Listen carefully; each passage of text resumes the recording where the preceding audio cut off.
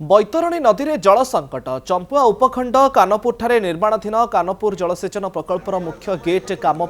Gate बंद करा हेतु जल संकट देखा देछि। बैतरणी में जल संकट जोगु तलमुंडरे खराटिया धान चाष संपूर्ण प्रभावित होइछि। चाषी को आगुआ कौन सूचना न दे सुइस गेट बंद करा तलमुंडरे खराटिया पानी धान पानी अभाव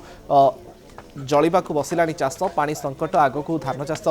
संपूर्ण नष्ट होबार आशंका देखा देथिबारु चाषी उपजिलापालकर द्वारस्थ होइछन्ति।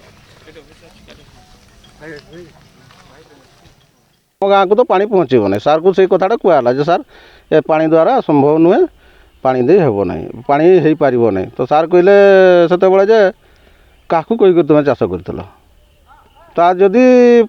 प्रशासन जदि कथा कहे तो आम क्या भरसा करूँ आ माने चाष वर्ष जदि पानी ना नष्ट हम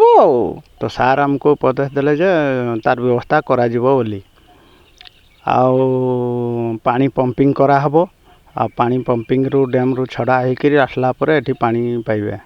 आ नहले निजे टिके व्यवस्था करबा पे भी चेष्टा करो बोली कहले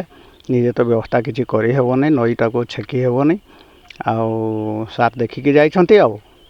कोन आशा तो पानी पंपिंग करके छाड़ला बेलू पहुँचापी आम गाँव को 5-6 दिन लगे